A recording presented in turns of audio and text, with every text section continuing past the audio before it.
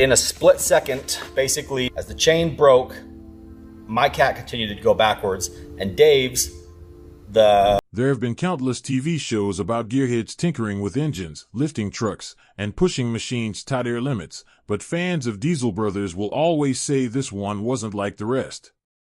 It wasn't just another series about custom builds. It was a spectacle. These weren't trucks you'd simply see rolling down the street. They were beasts.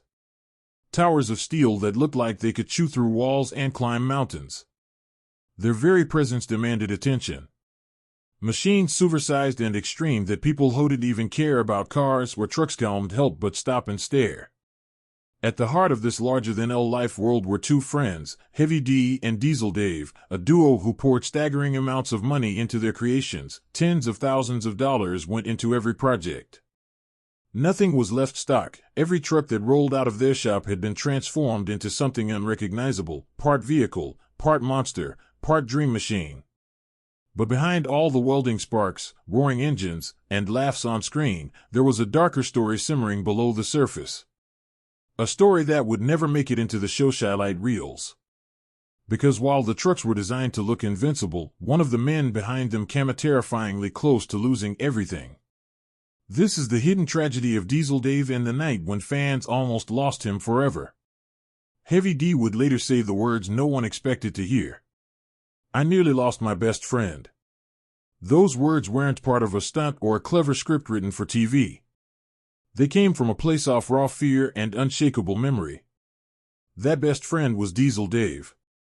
And the truth is, if things had gone just slightly differently one winter night, Diesel Dave would never have walked out alive. For years, they kept the story under wraps, too personal and too terrifying to casually drop into conversation. It wasn't until Heavy shared a video online almost 3 years later that the secret spilled into the open. Fans who watched it couldn't believe what they were hearing. For all the big trucks and wild antics, nothing compared to what actually happened in the mountains above Farmington, Utah. The whole ordeal started with one of Heavy D's obsessions. While most people who know him think of trucks, oversized tires, and rolling coal, there's another type of machine that had captured his imagination. Snowcats. These aren't ordinary snowplows. They are hulking monsters built to tame mountains, resort groomers, steel-track beasts weighing nearly 20,000 pounds, stretching wider than a two-lane road with blades so massive they can shove whole walls of snow aside. They don't just crawl across flat ground. They climb slopes most trucks would never dream of attempting. With engines pumping out 300 to 400 horsepower, they push and claw their way up near vertical inclines, moving snow by the ton, carving paths where no path exists. To most people, they're just background machines at ski resorts. But oh Heavy D, they were miracles of engineering and toys he couldn't resist. Up above Farmington Peak, tucked in the Utah mountains, Heavy D owned a cabin. In the summer, it was just a drive up a rough road. But winter changed everything. As soon as snow began piling high, the Forest Service shut the road down. It wasn't just inconvenient. It was life-threatening. That road had one section so risky that even seasoned outdoorsmen thought twice before crossing it. Imagine a narrow ribbon of dirt and rock cut into the side of a mountain, just wide enough for a single truck, maybe 12 feet across at best. Above the road loomed a sheer cliff face, nearly 500 feet of jagged rock stacked overhead like a wall ready to collapse. Below it, the world simply vanished. 000 feet of open air dropped straight into the valley below.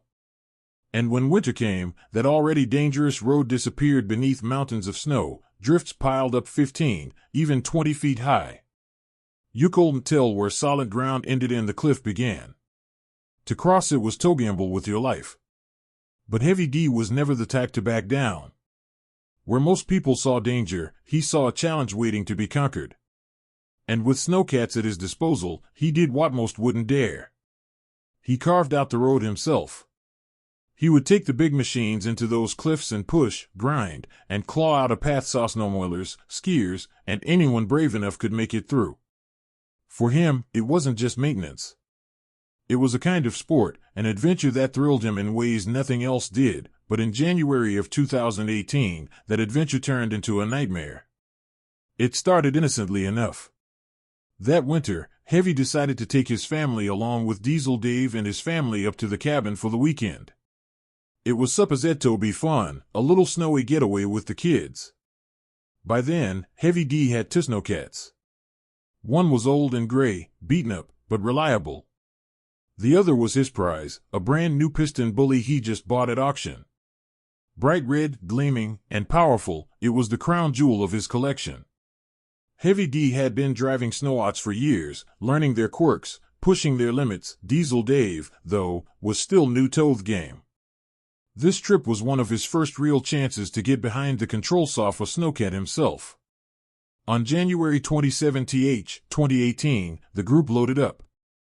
Families, kids, gear, all piled into the carts behind the cats as they made their way up the mountain road. The mood was light. Everyone laughed, excited for a weekend at the cabin. The machines clawed their way up, engines roaring as steel tracks chewed through snow. By the time they reached the cabin, spirits were high. They spent the night there warm and safe, surrounded by the snowy wilderness. But the next day, Heavy had a plan. Instead of simply hanging around the cabin, he wanted to tackle the road's most infamous stretch, the cliffside section buried under deep drifts. Heavy D climbed into the cab of the red snowcat. Beside him sat his 7-year-old daughter, Charlie, wide-eyed but thrilled by the ride. Diesel Dave joined them, eager for the challenge. The gray snowcat was left behind as backup. At first, everything went smoothly. The red cat plowed forward, its giant blade biting into the drifted snow, carving a trail where no road could be seen. The machine was steady, powerful, unstoppable, but mountains have a way of reminding men was really in charge. Without warning, the slope above them shifted. The snowpack groaned. A drift gave way. In an instant, tons of snow collapsed downward, slamming against the cat and shoving it sideways. Inside the cab, the world tilted. The machine, all 20,000 off it, lurched toward the cliff's edge, out the window, the 1,000 feet drop beyond like a mouth, waiting to swallow them whole. One wrong move, 1 ounce off weight in the wrong direction, and it was all over. For a frozen moment, Noon breathed. Heavy D, Diesel, Dave, and little Charlie sat still, not daring to shift their weight. The machine teetered. They could feel gravity pulling at it, testing it, threatening to roll them into the abyss. Panic clawed at their chests, but instincts kicked in. They shut the engine down, leaving the cat dead silent, and carefully opened the doors. The only choice was to abandon the machine and try to make it back on foot. They stepped into waist-deep snow, each movement a battle. The cold gnawed at them. Heavy D urged his daughter along while Diesel Dave sprinted ahead, desperate to get help. Every shadow in the trees felt like watching eyes. Coyotes haunted the mountain at night, and so Heavy D and Charlie made noise, shouting, stomping to scare them off as they trudged through the darkness. By the time they reached the cabin, exhaustion had set in. But the nightmare wasn't over. The gray snowcat, their only hope of rescue, sat lifeless. Its battery was dead. For a moment, despair threatened to crush them as surely as the mountain had. Then, with frantic effort, they managed to jump-start it back to life. Kids were left safe at the cabin, and the men roared back into the night to face the beast still hanging over the cliff. When Heavy D and Diesel Dave returned to the cliffside, the sight that met them was one that would stay burned into their memories forever. There it was, the massive red snowcat, hanging in silence, its nose pointed toward the black void below. The machine looked almost alive, like a wounded beast clinging to the edge of survival. Its headlights, still faintly glowing, cut through the night, casting eerie shadows against the snowy canyon walls. Every flicker of light seemed like a heartbeat, a reminder that inside that steel shell had been moments of terror just hours earlier. The plan was desperate, but it was the only chance they had. They weren't about to leave the red cat to tumble off the mountain, not with the amount of money tied up in it, and certainly not with the way it symbolized victory and pride for Heavy D. But more than that, both men wanted to prove to themselves that they could beat the mountain. They were mechanics, engineers, risk-takers. If there was a way to claw a 20,000-pound snowcat back from the brink, they were going to fend it. The idea was simple in theory. Chain the red snowcat to the gray one, use the older cat as an anchor, and then slowly drag the dangling beast back to safety. They worked quickly in the freezing air, securing a heavy steel chain between the two machines. Diesel Dave climbed back into the red cat, his hands tight on the controls while Heavy D manned the gray cat, determined to pull. The cold bit into their faces, breath fogging in the dim glow of the headlights. Everything depended on steel, gears, and the unyielding will of two men refusing to surrender. At first, the plan seemed towed working. The gray cat's tracks churned, digging into the snowpack, clawing for grip. The chain went taut, groaning under the strain. Slowly, agonizingly slowly, the red snowwad began to crawl backward, inch by inch, its massive blade scraping against the buried road.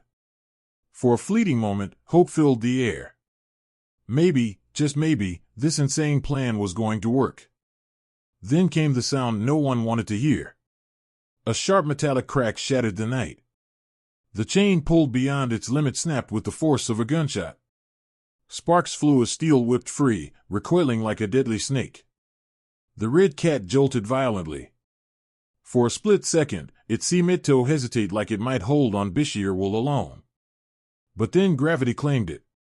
The machine twisted, track slipping, and with Diesel Dave still inside, it began sliding toward the abyss. Time slowed.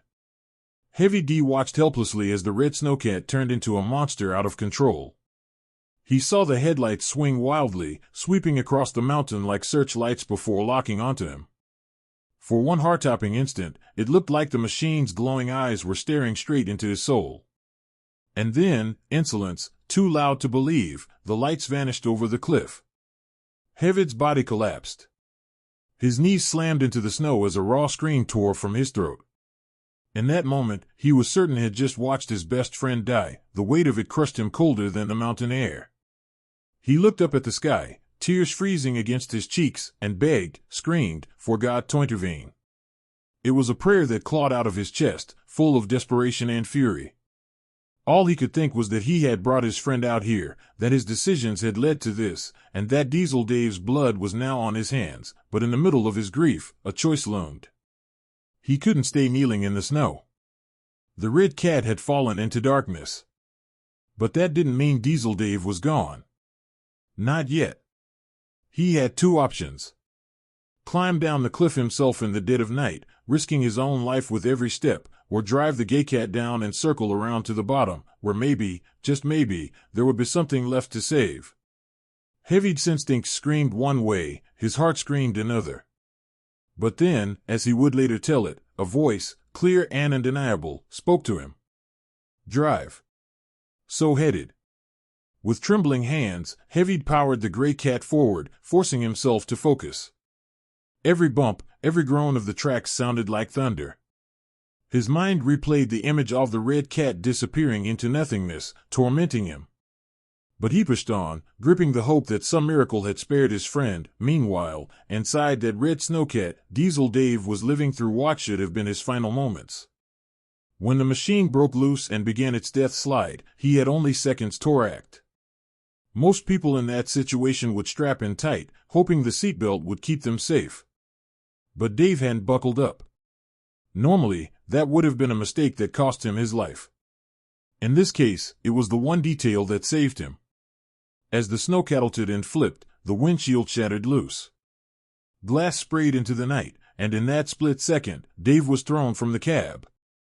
His body launched into the snow, tumbling violently as the world spun around him. He slammed into drifts, rolled, and clawed through white chaos. While behind him, the machine that had nearly become his tomb roared past, flipping and crashing as it plummeted into the black canyon below. The silence afterward was surreal. Dave lay buried in snow, dazed, gasping for air, alive. Every muscle screamed in pain, but he could still move. He could still think, and most importantly, he had survived the impossible. Above him, Heavy D had no idea. In that moment, one man believed had lost his brother, while the other, bruised and bloodied, was digging himself free from the mountain's icy grip. The night was far from over. The snow had swallowed Diesel Dave whole. One moment he was inside the red snowcat, bracing for the end, and the next he was tumbling through darkness, battered and buried by wave after wave of powder.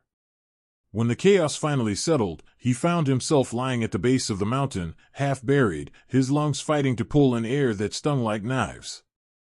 His heart pounded